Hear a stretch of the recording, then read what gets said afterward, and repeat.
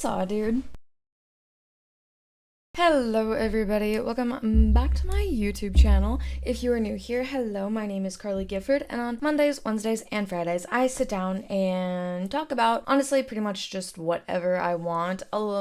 Lately, it's been a lot of like TikTok drama and tea, which is so fun for me. But today, the topic we're talking about, I did find on TikTok actually, but it does involve some child SA. So I'm not gonna get real graphic with it, of course, but I'm just letting you know so that way, in case this is something that's triggering to you, I would prefer you click off this video. Don't watch this if this is something that's gonna like deeply affect you and cause you any sort of anguish. So just putting that out there. But I think we're just gonna jump right into it. So today we are talking about Robert Morris. And the founder of a Texas megachurch has resigned amid child sexual abuse allegations. That's right. Pastor Robert Morris also served as a faith advisor to the Trump White House. In a statement last week, Morris admitted to engaging in, quote, sexual behavior with a young lady in the 1980s. That woman is now speaking out, saying she was just 12 years old at the time. Gateway Church leaders told NBC News they were aware of the pastor's extramarital affair, but claimed they did not know it was with a child. Morris did not respond to our request for comment. NBC News senior investigative reporter Mike Hixenbaugh has been digging into this story, and he joins us now. Mike, this is just one of those stories people read about, and your jaw kind of just drops on the floor. But explain to viewers who this person is. He was a figure in Christian conservatism as well as Republican politics, and how these abuse allegations ultimately came to light.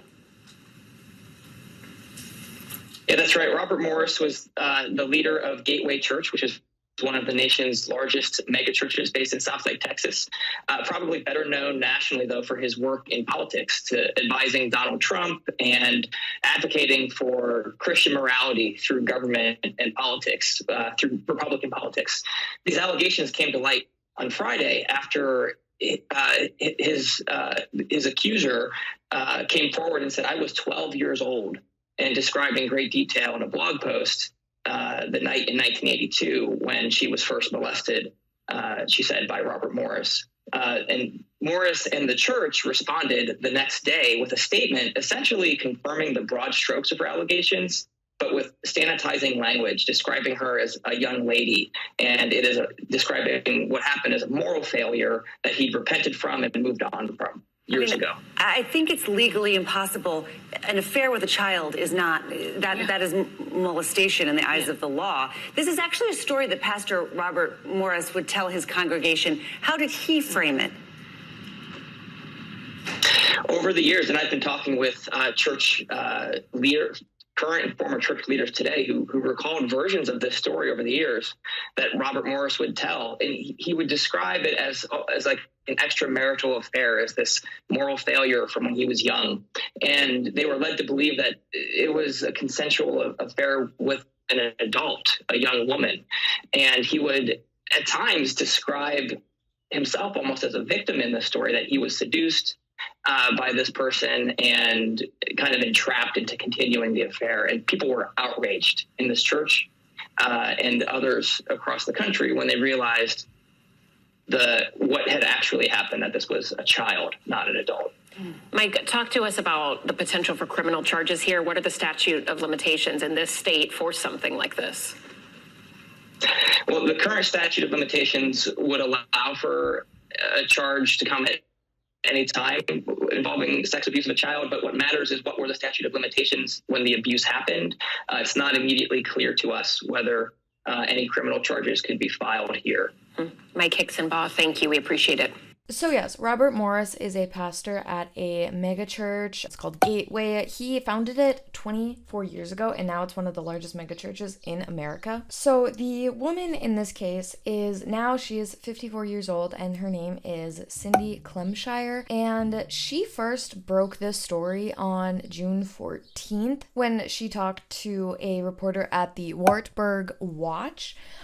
She said that her and her family first met Robert in 1981 when he was a traveling preacher, and he was at like a religious event in her hometown of Hominy, Oklahoma. Now, this timeline I am getting from chron.com. I just kind of wanted to lay out a little bit more of like what happened in sort of the chronological order. So at the time when she met Robert, she was 12 years old. He was 20 years old, and he was a husband and father at the time. So he was a little bit younger, I guess, when he got married. But the two families, Clemshires and Morrises, got to be friends, and they would travel and take trips together. Now, Cindy said that she was 12 years old when Robert started essaying her on Christmas.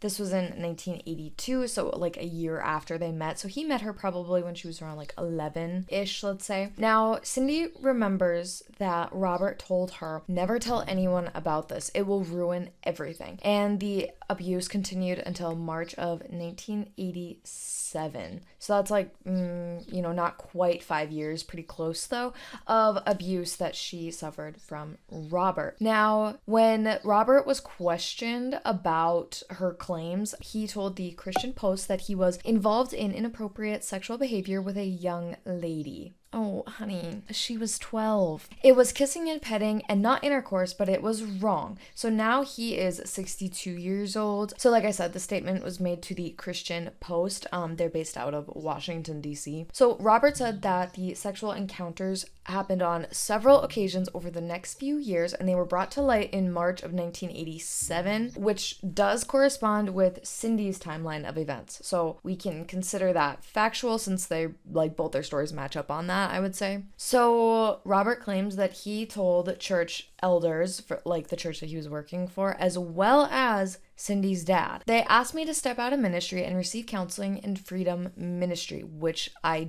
did. So his version of this confession was told to Gateway Church employees on Friday, and like within hours of Cindy's story being published. So he really wasn't going to say anything until like his story was going to be outed, which is so cute. Robert claims that since that time, I've walked in purity and accountability in this area. The sin was dealt with correctly by confession and repentance. Robert said that he returned to ministry in March of 1989, so he took like, roughly a 2-year break. I think he was still doing stuff for churches, but he wasn't actually being a pastor during that time. And then he claimed that during this time was when he met with Cindy and her father. I asked for their forgiveness and they graciously forgave me.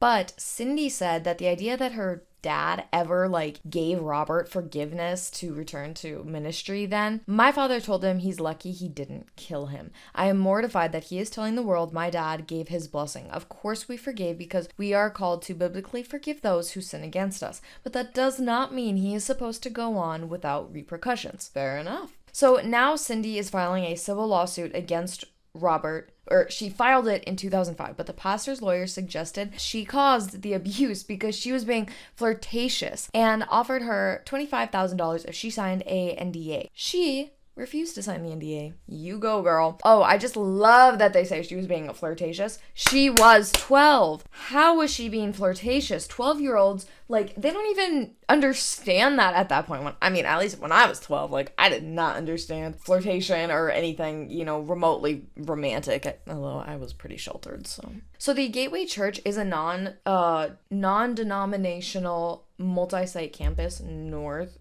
in Texas, in North Texas. And in 2006, Robert was selected to serve on former President Donald Trump's Evangelical Advisory Board, along with other conservative mega church pastors and whatnot, and I kind of think we know. So the Gateway Church's Board of Elders, so their Board of Elders is basically a little mini form of a government, kind of. It's to hold the church accountable and to kind of oversee everything. It's not like the pastor is sort of the head of the church, it's the Board of Elders, which is, I don't know, it's an interesting idea, I guess. I'm not totally against that. I don't really know. So the board accepted on Tuesday Robert's, resignation. But they hired a law firm to conduct an independent review to make sure that they have a complete understanding of the events from 1982 to 1987. And they claim that before last Friday, they did not have all the facts of the inappropriate relationship between Morris and the victim, including her age at the time and the length of the abuse. Their understanding was just that he had an extramarital affair, but they didn't fully understand like who was involved necessarily. They didn't realize that it was the abuse of a 12-year-old child. Now, we do have some audio of the church, or not the church, well, yeah, the church, like the congregation, finding out about Morris's resignation. I'm as shocked, we're as shocked as you guys were. And I think that gets a little bit, I'm as shocked, we're as shocked as you guys were. And I think that gets a little misconstrued.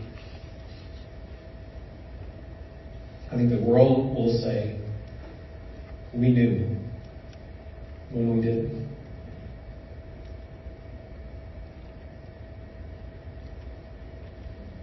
And I've got to tell you guys, this has been one of the most difficult decisions in my life.